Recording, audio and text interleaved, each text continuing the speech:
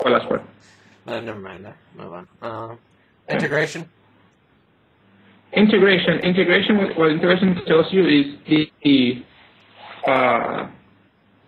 gives you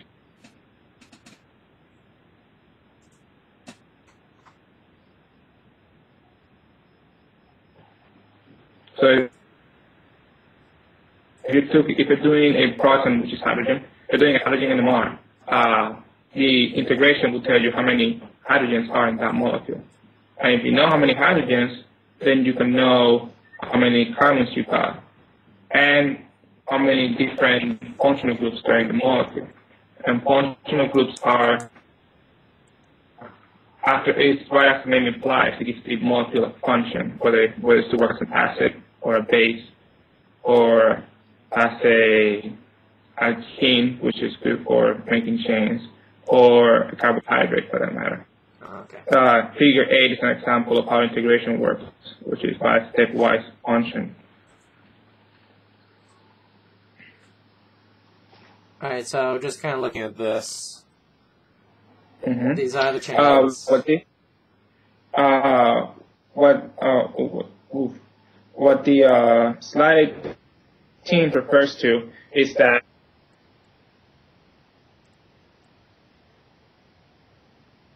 I didn't catch that. It doesn't just because you can hear me now? Yeah, now I can hear you. Okay. Even though integration is an atom count, it is adjusted to molecule symmetry. So if you go to slide 18, you will have hexane. Hexane is a 6-carbon molecule. However, integration will tell you that there is only 3.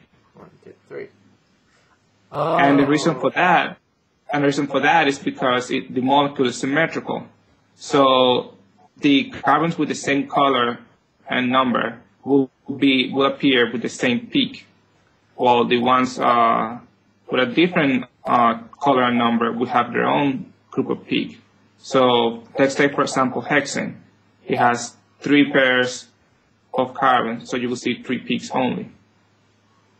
Okay. And the same can be applied for the figure below.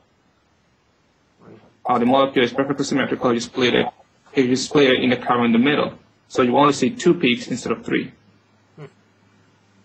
Okay, that makes sense. Cool. And yeah, and then the following slides.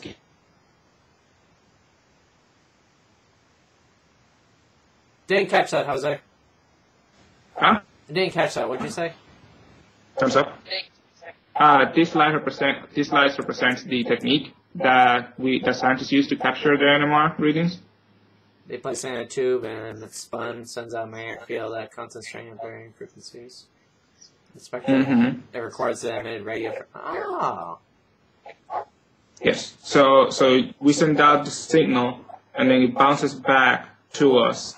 And we do that many times and average it, and that's what gives us the chemical shift. Oh. So that's one way of doing it.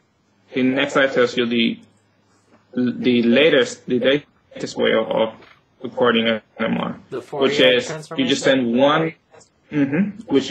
one, big wave through the whole molecule, and everything will vibrate. And if you look at the next slide, you will see how it looks like. Like a spectrometer?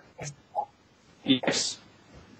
Okay, and now this here.